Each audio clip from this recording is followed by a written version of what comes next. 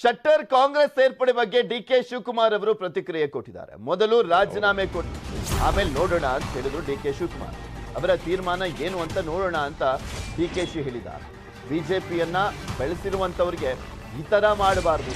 ಒಳ್ಳೆ ಅವಕಾಶ, ಈಗ ಒಳ್ಳೊಳ್ಳೆ ಕ್ಯಾಂಡಿಡೇಟ್ಗಳು ಬರ್ತಾ ಇರೋದ್ರಿಂದ ಚೆನ್ನಾಗಿ ತಿವಿತಾ ಇದ್ದಾರೆ ಬಿಜೆಪಿ ಅವರಿಗೆ. ಮಾತ್ರ ಬಿಜೆಪಿಯನ್ನ ಬೆಳೆಸಿದಂಥವ್ರಿಗೆ ಈ ತರ ಮಾಡಬಾರ್ದು ಅಂತ ಡಿಕೆ ಶಿವಕುಮಾರ್ ಅವರು ಹೇಳಿಕೆಯನ್ನ ಕೊಟ್ಟಿದ್ದಾರೆ. ಅವ್ರು ರಾಜೀನಾಮೆ ಕೊಡ್ತಾ ಇದ್ದಾರೆ ಅಂತೇಳಿ ನಿಮ್ಮಂತ ಮಾಧ್ಯಮ ಸ್ನೇಹಿತರು ನನಗೆ ತಿಳಿಸಿದ್ರು.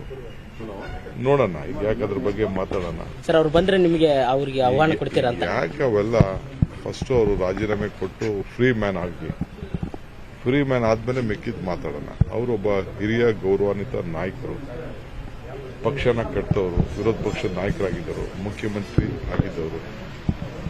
ಅವರೊಂದು ರಾಜ್ಯಕ್ಕೆ, ವಿಶೇಷವಾಗಿ ಉತ್ತರ ಕರ್ನಾಟಕಕ್ಕೆ ಒಂದು ದೊಡ್ಡ ಆಸ್ತಿಯಾಗಿ ಆ ಬಿಜೆಪಿ ಪಕ್ಷದಲ್ಲಿ ಬೆಳೆದಂಥವ್ರು. ನಾನು ಅವ್ರ ಹೆಸರನ್ನ ತೆಗೆದುಕೊಂಡು ಕಾಂಗ್ರೆಸ್ ಪಾರ್ಟಿ ಆ ರೀತಿಯೆಲ್ಲ ನಾವೆಲ್ಲ ಮಿಸ್ಗೈಡ್ ಮಾಡಬಾರ್ದು. ಅವರ ಆಲೋಚನೆ ಏನಿದೆ ಅದನ್ನು ಅವರಿಂದನೇ ಬಹಿರಂಗಪಡಿಸಬೇಕೆ ಹೊರತು ನಾವು ಅದನ್ನು ಮಾತಾಡೋದು ಸರಿ.